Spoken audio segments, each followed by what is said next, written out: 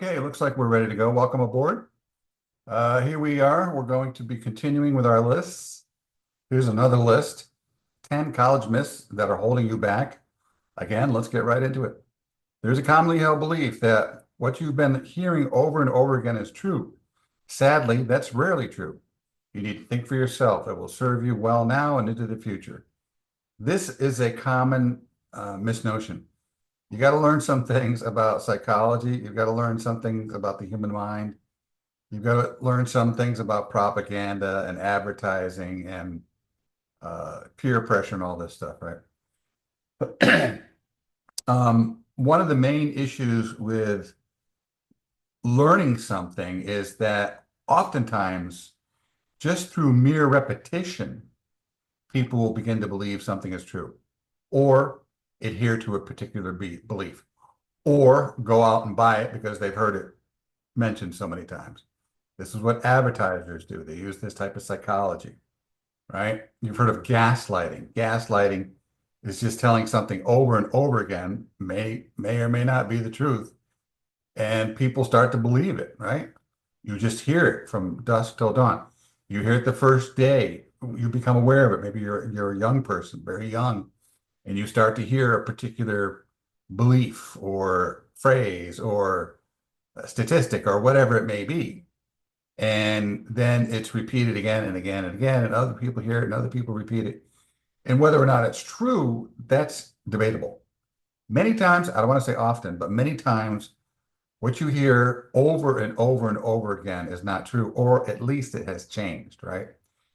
What people used to hear about college is that the average college grad can make $1 million more than a high school grad, right? That may have been true at one time, but things have really changed, especially in recent years, right?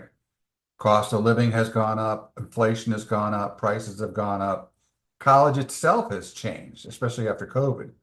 There's been some major changes in the works as far as the number of classes offered, number of colleges still active, functional. The amount of money that it costs to go to college has gone up considerably. And it's taking longer to get a college degree. It's not just 4 years. Sometimes it's 6, 7, 8 years or longer, right? So all of those factors come into play. And, can you make, and there actually, one other thing that I didn't mention is that you could probably make more money without a college degree or maybe an associate's degree or a 1-year technical degree than many college degrees will afford you, okay? There are many college degrees that will not pay you much at all, okay? The technical degrees, if you get a degree in science or law or medicine, those degrees, of course, will pay you well. But there are many in the liberal arts that don't guarantee a job, never mind a steady income. So does a bachelor's degree earn you $1 million more over a lifetime than those who just have a high school diploma?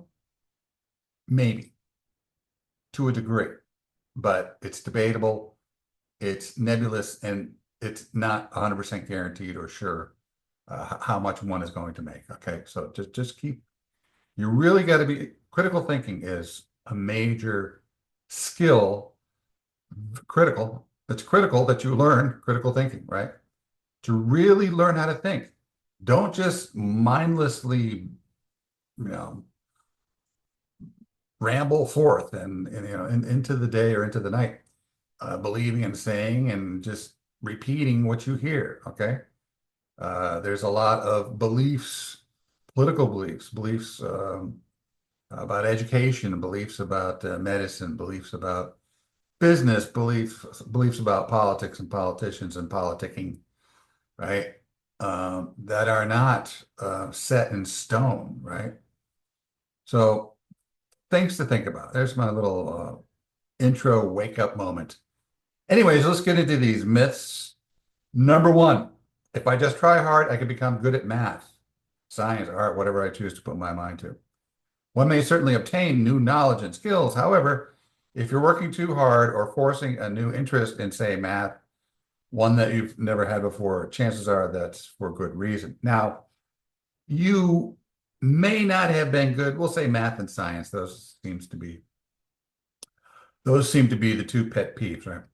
Um, Maybe early on in school you didn't test well in math and science, and at some later point you acquire some, switch goes on, or spark ignites, and all of a sudden you're really into math. That happened to me, to be honest.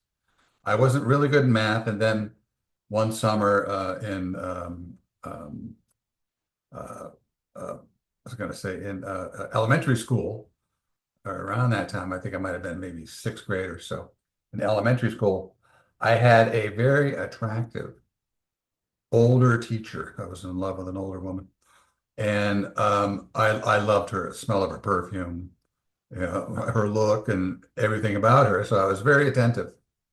And all of a sudden, I began to study math, which I had never found an interest before. And that seemed to do it. From that point on, I was much more attentive to math, and I started getting good grades in math. I was actually thinking of, at one point, majoring in mathematics and teaching it or using it in some capacity beyond college. But I didn't. I stuck with language, which was my first love. Okay. So anyways, that's a possibility, but don't force it. If you hear about the STEM jobs, science, technology, engineering, math, or the green jobs, where you can use your math and science to considerable profit, maybe six figures or so to max out on. That's a possibility. You might find an interest there. It might be a struggle for you, but you do it and you become employed and you build a career and you last for 34 years, 30 to 40 years into retirement. Fine. That's usually the exception. Most of us know from the onset, at the beginning, innately, naturally, what it is that we're good at, what we have an interest to do, where we have an interest to be, you could even say, right? There's a lot more that goes with that, but right now we're just doing a brief little list. If you're interested, I've got other videos out there. You can contact me, you can message me, you can ask for some personalized coaching or other things that I have, other sources that I have that I can pass your way. Okay. Number two, I'm not that smart. I'm sure everyone else has it over me in the brains department. What is smart? That, she's so smart. What does that mean? It's very vague, right? There are many types of intelligences, upwards of 9 or more types, according to the experts. Don't sell yourself short until you know why in the first place. Someone says, she's smart. Is she smart in regards to language? Is she able to manage and manipulate language well and to communicate well and to get people to do things well? That's a particular intelligence type. Another intelligence type is spatial.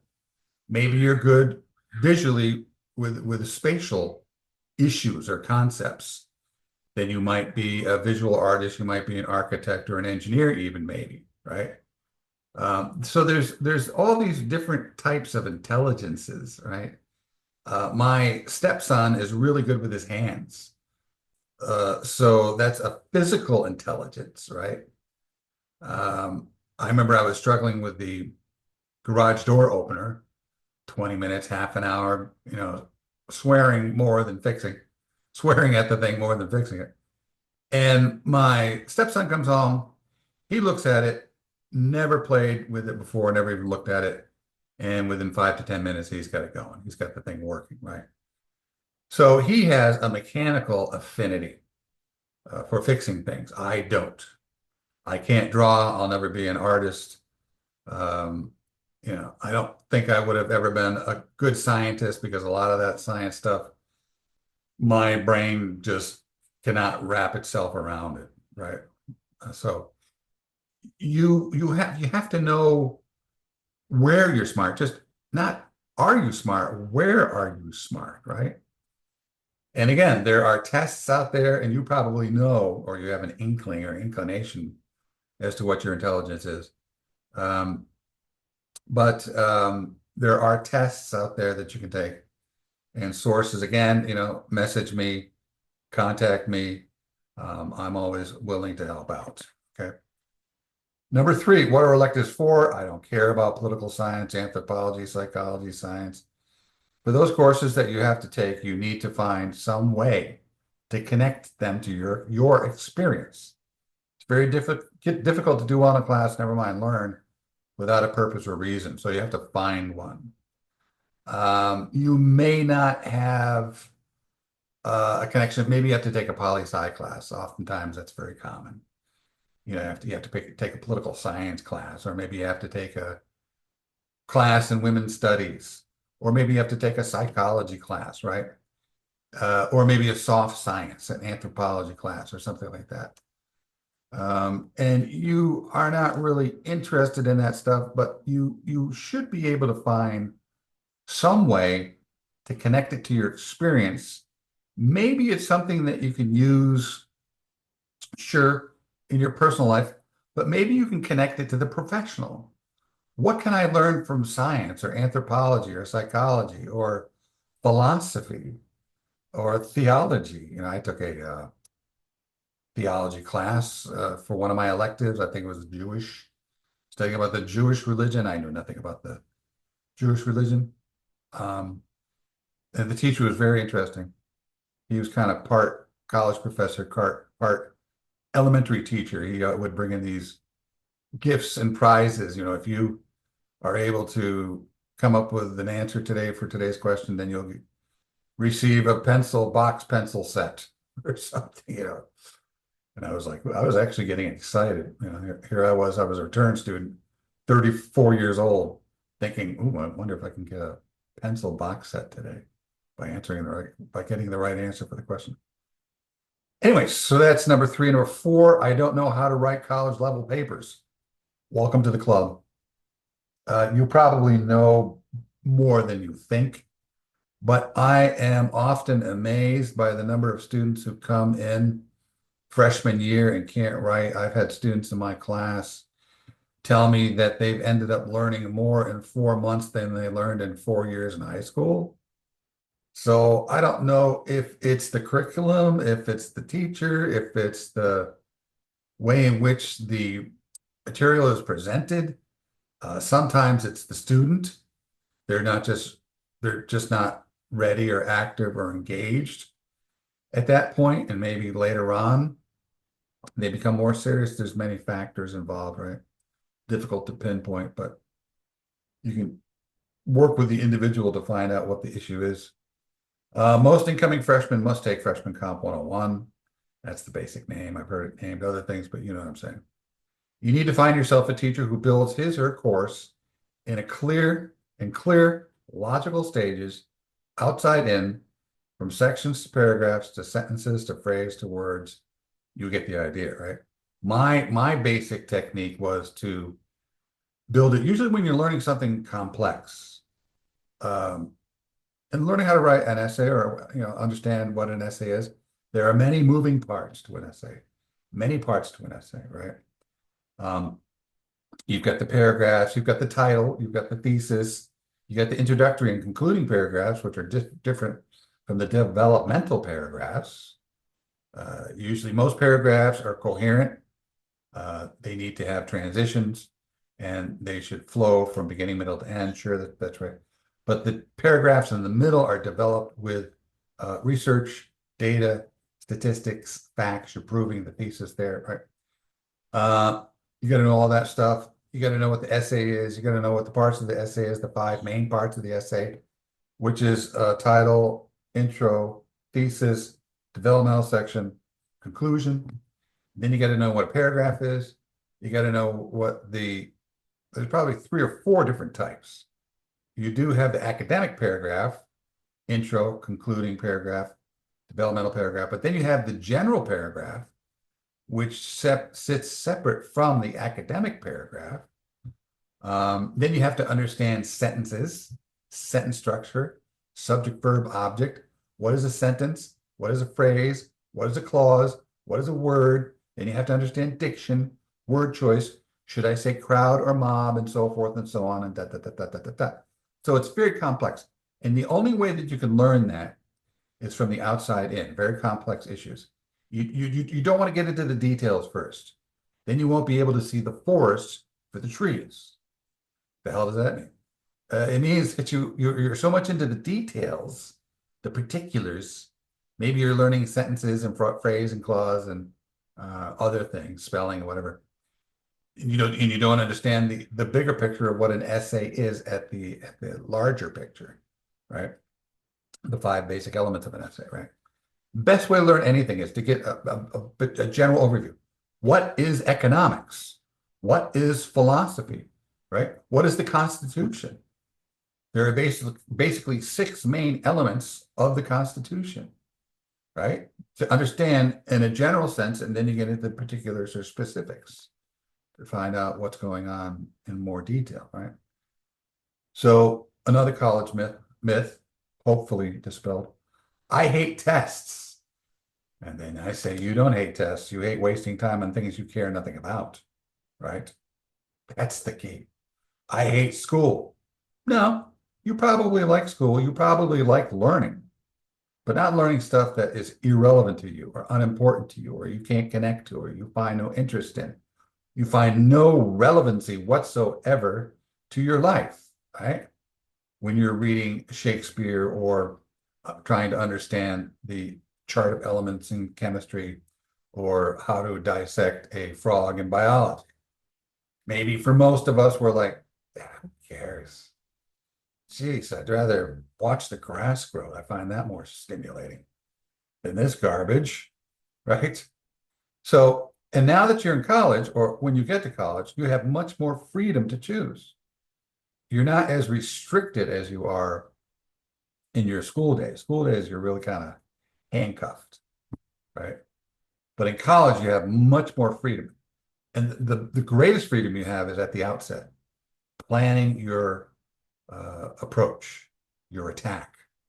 You know, what do I need to learn? Where do I need to learn it? How am I going to apply it?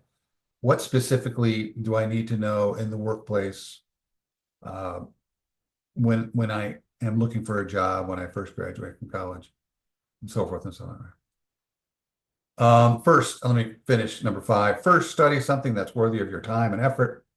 Continuing on with what I'm saying, basically.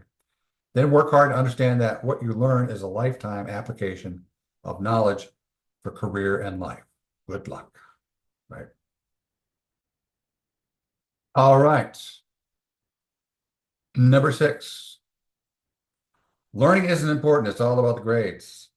Nothing can be further from the truth. Again, not having a plan from the outset will dispel disaster for you, working toward a waste of time, money, and effort like no other. 4 years of nothing. The only reason you're in college is to learn, and to learn what you know, you need to know, planned to know, right? This is why you have to become in charge. The college degree, bachelor's degree, is a neutral tool. You don't just get a degree and then all of a sudden magically you're educated and you're employable. No. Many who graduate from college still are not employable. They don't have the basic core skills, knowledge, and attitudes. The last two there, things that most students or probably educators don't even think of, but employers are looking for. And employers know that you're short on these things.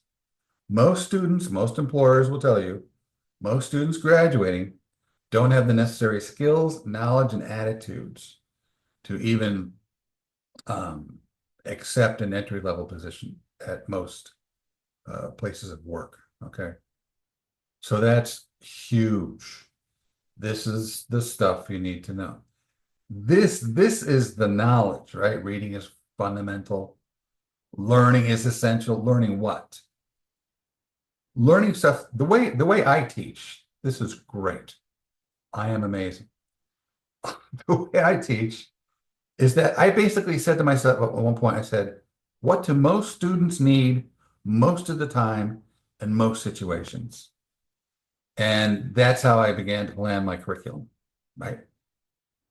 And one of the first things I realized that they needed was an understanding of the law of the land.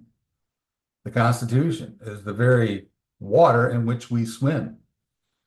You may not be a political beast or think you're a political beast, but the political surrounds us at the lowest level, community, state, and to the higher levels at the federal, right? And even worldwide, laws are controlling, right? There's always laws and rules and regulations and principles and, understanding them. And I see how ignorant people are.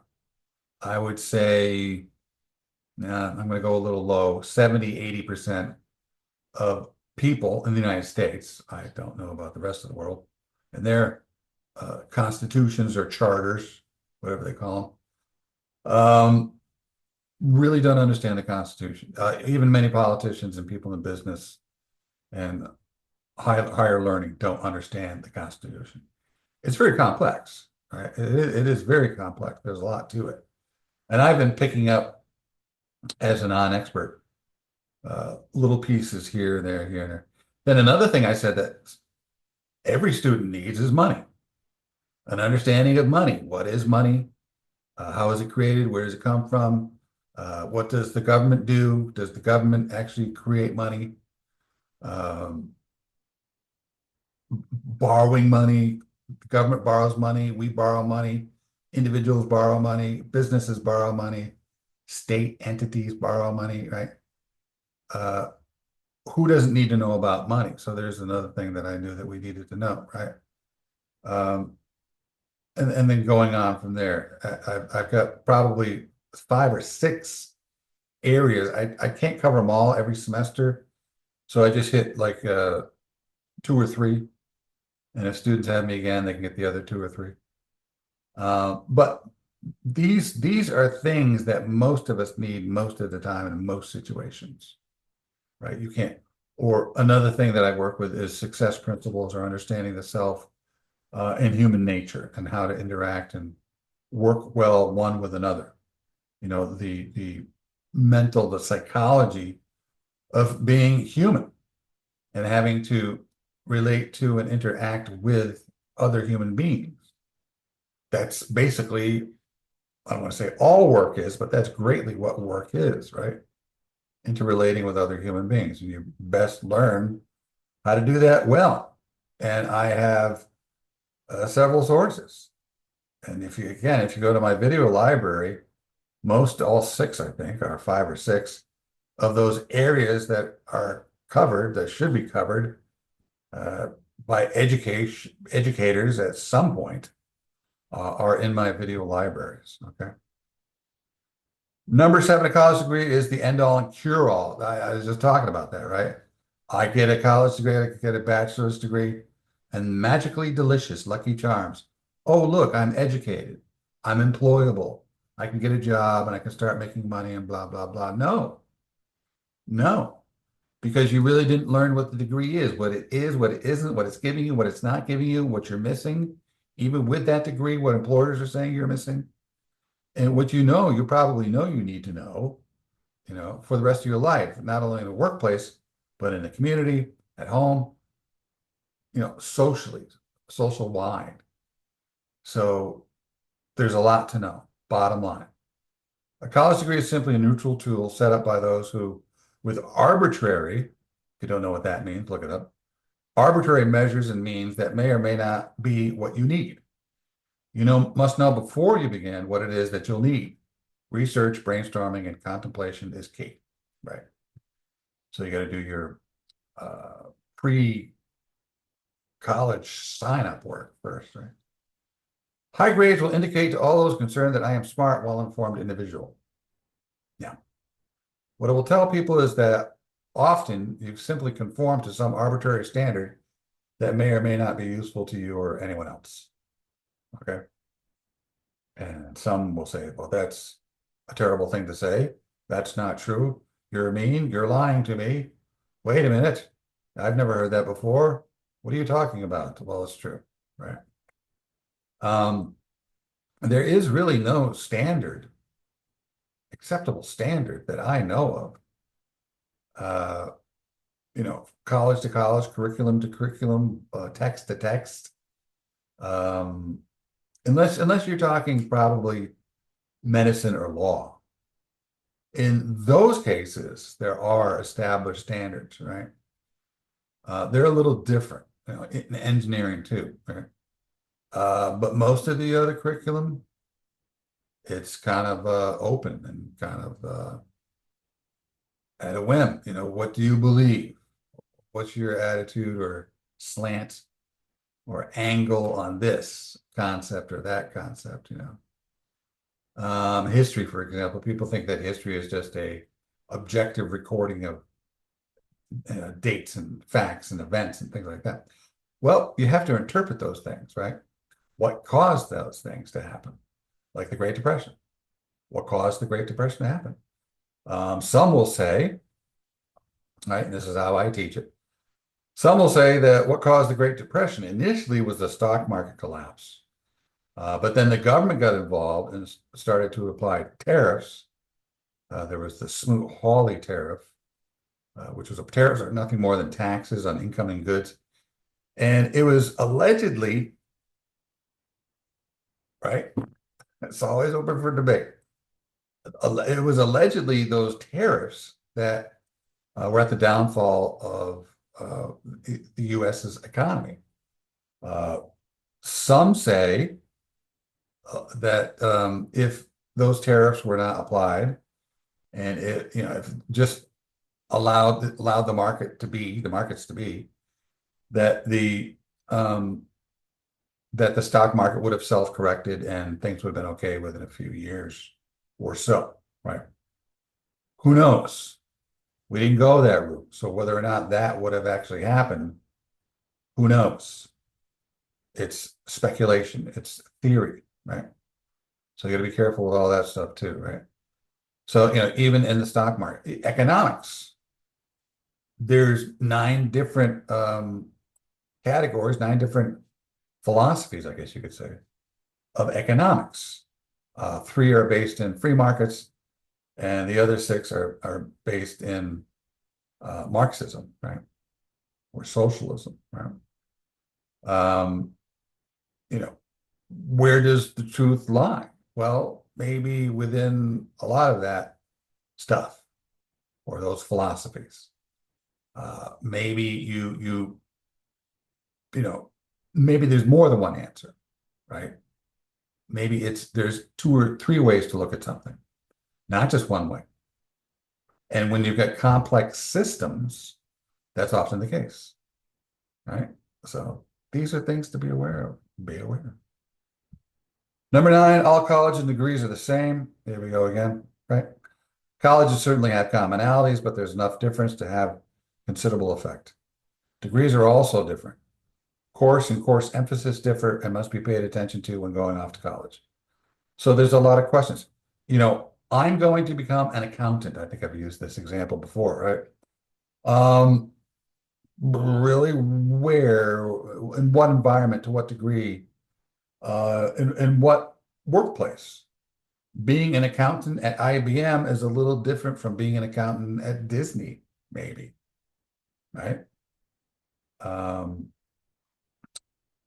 you going to work for a small firm, medium-sized firm, corporation, large firm? What are you going to be doing as an accountant? It's not all cut and dry. I did some bookkeeping when I was working on my undergrad for a mortuary, Jewish mortuary of all places. Did some bookkeeping, and that was an interesting experience. Kind of some basic, easy, minor accounting. I wasn't doing a lot of calculations. Just sometimes I was just chasing down people to pay their bills, But that's a complex idea right there, right? It's not as cut and dry as some people make it out to be, or some people think it is, or imagine it is, right? So you really got to know. You got to do your research. You got to ask your questions. Find some accountants. Start looking around. Maybe talk to some teachers who are or were accountants or who are accountants, right? What kind of work do you do? What's the work environment that you work in? Is your work the only work that accountants do? Are there other types of accountants that do other types of work? I don't know. I'm not an accountant. So you have to find that out for yourself, right? One professor is just as good as all the others, right? All professors are credentialed, but what they know, how much they know, and how effective they are varies. Also, most professors know their stuff, but they aren't trained to teach. They don't have a degree in education. They have a degree in choose your specialty of choice, right?